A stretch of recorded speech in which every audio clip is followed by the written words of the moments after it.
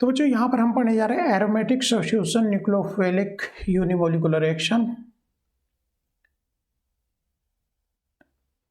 Aromatic compounds पर substitution means प्रतिस्थापन nucleophilic nucleophile को भी मतलब OH नेगेटिव वगैरह रिप्लेस करेगा। एरोमेटिक सब्स्टिट्यूशन किस तरह यूनिमोलिकुलर, मतलब जैसे कि एलिफेटिक पर हम पढ़ चुके हैं बच्चों क्या SN1, तो यहाँ पर कैसी एरोमेटिक पे ARSN1 की हम बात कर रहे हैं। यहाँ पर किस तरह नोटेशन ARSN मतलब एरोमेटिक पर सब्स्टिट्यूशन कैसा न्यूक्लियोफिलिक और कैसा फर्स्ट ऑर्डर यूनिमोलिकुलर, उसकी बात करने जा रहे हैं। तो बच्चों हम जो है एलिफेटिक पर हम इन जनरल कौन सी रिएक्शन पढ़ते हैं SN1 और SN2, लेकिन SN1 पहले तो एलिफेटिक देखते हैं फिर हम एरोमेटिक पर आएंगे।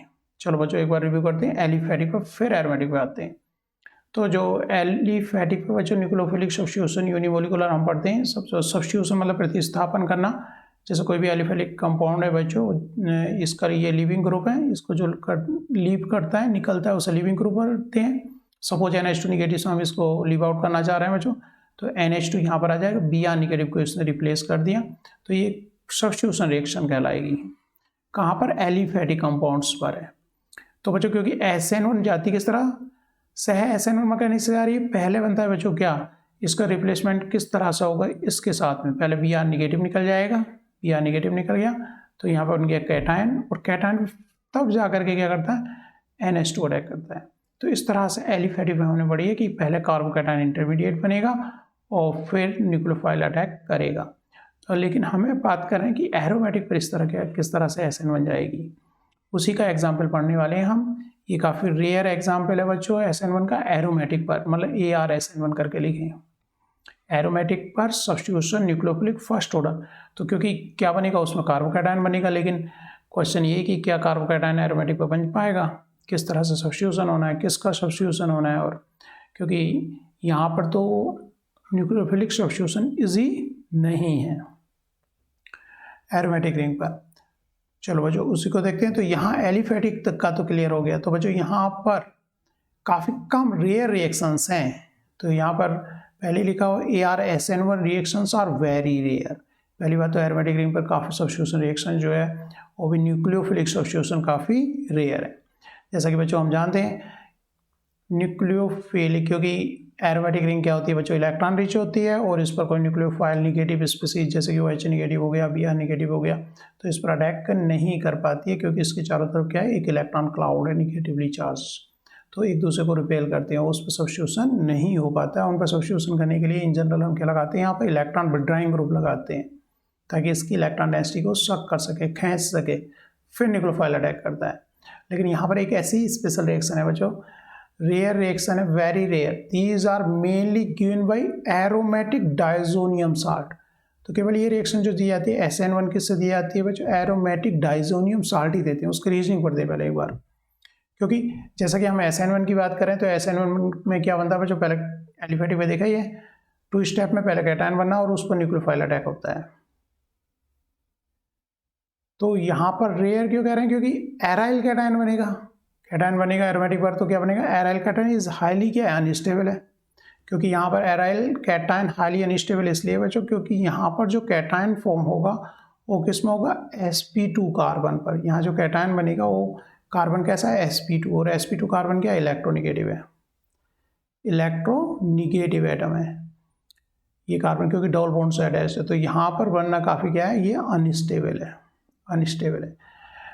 लेकिन नाइट्रोजन अगर अटैच है तो नाइट्रोजन इन हाईली स्टेबल है। जो यहाँ से लिविंग ग्रुप निकलेगा वो काफ़ी क्या है, काफ़ी स्टेबल लिविंग ग्रुप है। तो यहाँ कॉम्बिनेशन ये अनस्टेबल है, लेकिन निकलने वाला ग्रुप काफ़ी स्टेबल है, तो इसको छोड़ करके जाने के लिए वो जा सकता है। क्योंकि यहाँ जब N2 डाइजोनियम साल्ट इस तरह से N+ लगा हुआ है, ट्रिपल बॉन्ड N, तो क्योंकि N2 अपने आप में काफ़ी स्टेबल है तो यहाँ पर ये काफ़ी अनस्टेबल भी है, फिर भी ये रिएक्शन हो पा रही है। रेयर रिएक्शन है, लेकिन एरोमेटिक डाइजोनियम साल्ट के साथ में ये रिएक्शन हो जाती है। Very good leaving group N2 जो हाईली स्टेबल है और वेरी गुड लिविंग ग्रुप है, this make the generation of aryl cation extremely easily. तो क्योंकि ये हाईली लिविंग ग्रुप है तो उस क्या कर सकता है, एराइल कैटायन का फॉर्मेशन हो कर सकता है और सब्स्टिट्यूशन रिएक्शन फर्स्ट ऑर्डर में जा सकती है। तो बच्चों यहाँ पर हम कुछ सब्स्टिट्यूशन रिएक्शन देखेंगे, जैसे कि हमने यहाँ पर Br का रिप्लेसमेंट किया NH2 के साथ में, तो एलिफेटिक सब्स्टिट्यूशन कहलाया। ये कैसी है, SN1 है, मतलब पहले क्या बनेगा बच्चों, Br लीविंग ग्रुप पहले निकलेगा, फिर कैटायन बनेगा और कैटायन पर न्यूक्लियोफाइल का अटैक होगा। ऐसे ही बच्चों डाइजोनियम साल्ट में क्या होगा, डिफरेंट न्यूक्लियोफाइल, इसमें क्या लगे बच्चों, OH ने यहाँ पर अटैक किया, N2 निकला है तो इसको रिप्लेस किया है, N2 बना, लेकिन इस तरह तो जाएगी नहीं। किस तरह की रिएक्शन है बेटा बच्चों, ये SN1 रिएक्शन है। कहने का मतलब इससे पहले एराइल कैटायन का फॉर्मेशन हम मैकेनिज्म देखेंगे। पहले कैटायन का फॉर्मेशन होना है, N2 निकलेगा, पहले कैटायन बनेगा और फिर H2 इस पर अटैक करेगा, इस तरह से OH आएगा, या फिर X निगेटिव, इसका कैटायन बनेगा, फिर X अटैक करेगा, फिर N2 निकलेगा। नीचे मैकेनिज्म देखते हैं बच्चों किस तरह से।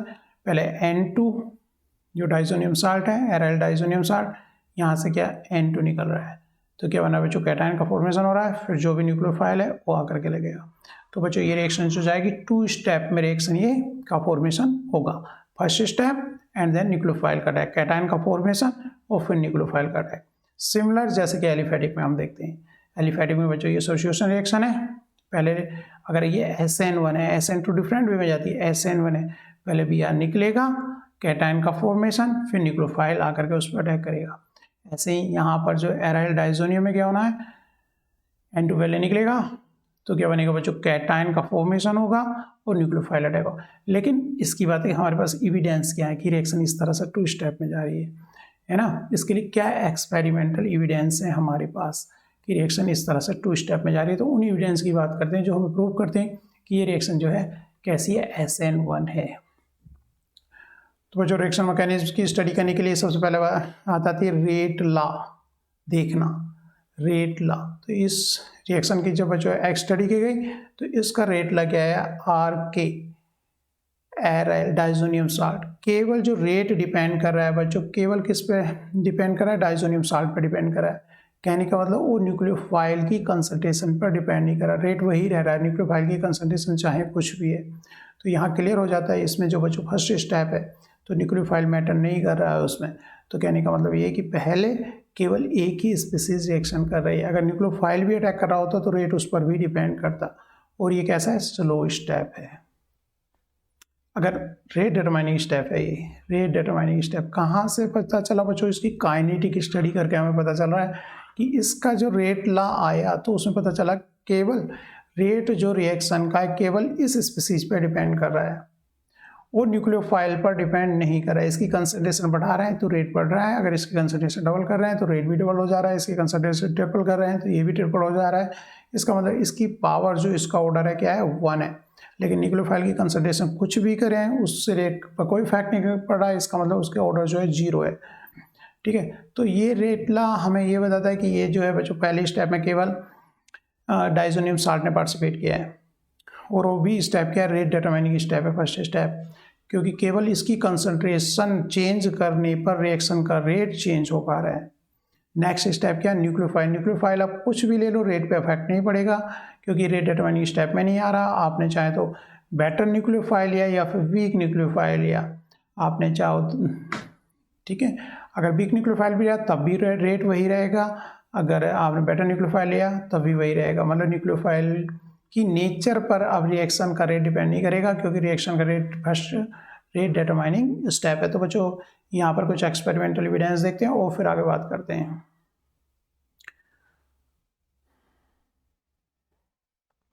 तो हमने देखा बच्चों ये रेयर रिएक्शन है, एराइल N2 डाइजोनियम साल्ट से न्यूक्लियोफाइल का रिप्लेसमेंट, मतलब N2 हट गया और न्यूक्लियोफाइल। लेकिन मैकेनिज्म किस तरह से आती है बच्चों, 2 स्टेप में मैकेनिज्म आती है। पहले क्या होता है, एक कैटायन का फॉर्मेशन होता है, N2 निकल गया और फिर न्यूक्लियोफाइल उस पर अटैक करेगा। जैसे कि यहाँ बताया कि एराइल कैटायन क्योंकि sp2 हाइब्रिडाइज्ड है, काफ़ी अनस्टेबल है, लेकिन निकलने वाला ग्रुप काफ़ी स्टेबल है, तो काफ़ी स्टेबल है तो बेटर लिविंग ग्रुप है, जो कि पॉसिबल कर देता है this make the generation of aryl cation. जो एराइल कैटायन का फॉर्मेशन जो है बच्चों फॉर्मेशन पॉसिबल कर देता है। तो एविडेंस क्या है इसके, इन support of the above reaction की स्टेप जो पहले कैटायन का फॉर्मेशन हुआ और वो भी पहला स्टेप क्या है, रिवर्सिबल ही है, तो उसके एक्सपेरिमेंटल एविडेंस क्या हो देखते हैं। The reaction rate is the first order in diazonium salt and independent of the nature of concentration of the nucleophile। तो बच्चों इसका जो रेट आया केवल किस पे डिपेंड करा, first order of diazonium salt. जो डाइजोनियम साल्ट है केवल उसकी नेचर पर डिपेंड कर रहा है, उनकी कंसंट्रेशन पर डिपेंड कर रहा है। और independent nature of the concentration of nucleophile, nucleophile की नेचर पर वो डिपेंड नहीं कर रहा है। इसका मतलब रेट ला में उसकी पावर 0 है, मतलब उस पर डिपेंड नहीं कर रहा है, इसकी पावर 1 है। तो यहाँ से रेट ला हमें बता रहा है कि ये जो फर्स्ट ऑर्डर रिएक्शन है वो 2 स्टेप में जा रही है, केवल ये डिपेंड कर रहा है। जो रेट निर्धारित करने वाला स्टेप है वो फर्स्ट स्टेप है, उसमें न्यूक्लियोफाइल अटैक नहीं है। तो first step is reversible cleavage of carbon की फर्स्ट स्टेप जो है रिवर्सिबल है। वो कहाँ क्या एविडेंस मिल रहा है बच्चों, उसको हमने आइसोटोपिक लेबलिंग की नाइट्रोजन की। Cleavage of carbon nitrogen bond has been established by the observation that when, हमने ये लिया, was reaction species recovered starting material also contain this, ये पलट गया। कहने का मतलब बच्चों यहाँ पर ये है कि कैटायन जो हमारा फॉर्मेशन हुआ फर्स्ट स्टेप में, जो कैटायन बन रहा है, तो यहाँ पर हमने क्या किया, आइसोटोपिक लेबलिंग की। लेकिन हमने पाया अगर इसको आइसोलेट किया तो ये कैटायन इधर से भी लग गया और तो बच्चों यहाँ पर सेम, और अगर सपोज ये टूटा यहाँ से कैटायन बना है तो यहाँ से लगने के भी चांस है, तो हमें क्या मिलेगा, फिर ये मिलेगा अगर ये इधर से लगा तो। ठीक है, तो इसका मतलब ये ब्रेक आउट हो रही है, कैटायनिक स्पीसीज यहाँ पर बन रही है, तभी हमें 2 ये पॉसिबल मिलेंगे। हम स्टार्टिंग केवल एक नाइट्रोजन के 15 आइसोटोप से यूज़ कर रहे थे, लेकिन उसमें मिक्सचर हमारा ये भी मिल रहा है और ये भी मिल रहा है। इसका मतलब ये ब्रेक आउट हो रही है सॉल्यूशन के अंदर और वो फर्दर दोनों तरफ से वो लग रहा है। तो इसका मतलब ये क्या है, रिवर्सिबल स्टेप है। यहाँ से क्या एविडेंस हो रहा है कि ये हट रही है, कैटायन बन रहा है एक तो, और दूसरा क्या है, ये रिवर्सिबल स्टेप है, क्योंकि हमें यहाँ से स्टार्ट किया था लेकिन ये भी स्पीसीज में लिए, इसका मतलब टूटा है और फर्दर लग रहा है, मतलब इधर जा रही है ब्रेकआउट हो रहा है, इधर जा रही है ब्रेकआउट हो रहा है। अगर हाँ स्टार्टिंग कहाँ से 15N ले रहे थे, ये जो जुड़ा हुआ था स्टार्टिंग में क्या था 15N था, लेकिन हमें जो सॉल्यूशन में क्या मिल रहा है, ये भी मिल रहा है, ये भी मिल रहा है। तो बता रहा है कि इसमें एक कैटायनिक स्पीसीज बन रही है, वो भी क्या है, रिवर्सिबल स्टेप है।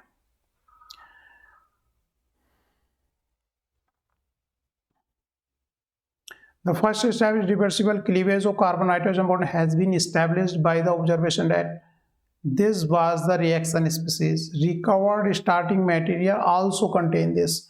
उसमें जो बच्चों हमें 15N वाला ये भी मिल रहा है, स्टार्टिंग मटेरियल में ये था, इसका मतलब ये यहाँ से ब्रेक आउट हुआ होगा, फर्दर ज्वाइंट हो रहा है। तो पहला स्टेप क्या हो रहा है, रिवर्सिबल स्टेप हो रहा है, वो हट रहा है और फर्दर लग रहा है। वो तभी पॉसिबल है, स्टार्टिंग ये लिया था लेकिन हमें ये भी मिल रहा है उसके साथ में।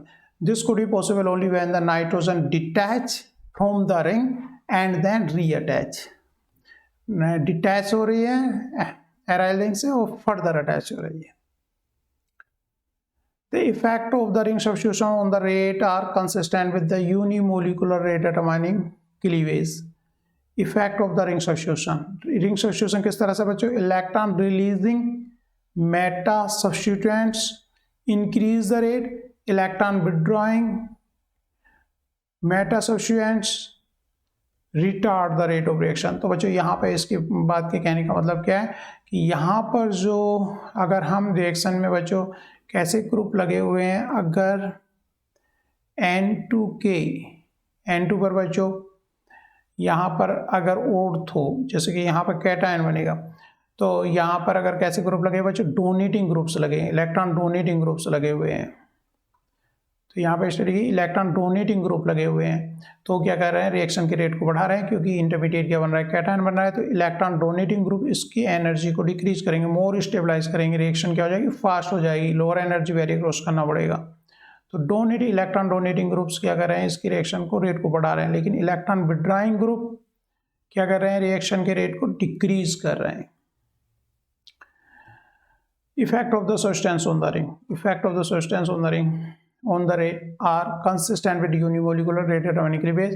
इलेक्ट्रॉन रिलीजिंग है, electron releasing increases the rate, और इलेक्ट्रॉन विड्रॉइंग ग्रुप्स क्या कर रहे हैं, retard the rate of reaction, rate की रिएक्शन को रिटार्ड कर रहे हैं, मतलब कम कर दे रहे हैं। तो बच्चों हमने डाइजोनियम साल्ट में वाटर लेंगे तो बच्चों क्या हो जाएगा, N2 की जगह पर क्या आ जाएगा, OH आ जाएगा, X नेगेटिव लेंगे, इसकी जगह पर क्या क्या ARX आ गया, N3 नेगेटिव लेंगे या कोई भी न्यूक्लियोफाइल लेंगे तो उसकी जगह पर रिप्लेस कर दे रहा है। और ये रिएक्शंस जो जा रही हैं वो कैसी जा रही हैं, SN1 में जा रही है, मतलब पहले कैटायन का फॉर्मेशन फिर न्यूक्लियोफाइल अटैक कर रहा है, और भी किस पे, एराइल सब्स्टिट्यूशन, तो हम नोटेशन क्या लिख रहे हैं, ArSN1। Presence of electron donating groups at ortho and para both position increase the reactivity of associated and diazonium cation for ArS1 reaction. Similarly, electron withdrawing group at these position decrease the reactivity. तो withdrawing group क्या कर रहे हैं, electron की reactivity decrease कर रहे हैं, donating क्या कर रहे हैं, इंक्रीज कर रहे हैं। वो हम प्रूव करेंगे कि कैटायनिक स्पीसीज है इंटरमीडिएट, क्योंकि इलेक्ट्रॉन डोनेटिंग ग्रुप्स इसको स्टेबलाइज करेंगे तो लोअर एनर्जी बैरियर क्रॉस करना पड़ेगा। विड्राइंग ग्रुप्स इलेक्ट्रॉन एसटीज की विड्रा कर रहे हैं तो हायर एनर्जी बैरियर को क्रॉस करना पड़ेगा और रिएक्शन क्या होगी, स्लो होगी। आई होप आप लोगों को ArSN1 reaction, unimolecular substitution reaction on aromatic ring समझ में आई होगी। तो बच्चों ये एक स्पेशल एग्जांपल था जहां पर हम एराइल कैटायन का फॉर्मेशन देखते हैं, केवल एराइल कैटायन का फॉर्मेशन इसी रिएक्शन के अंदर देख पाते हैं। वो भी क्यों पॉसिबल हुआ, क्योंकि N2 काफ़ी अच्छा लिविंग ग्रुप है। Thank you.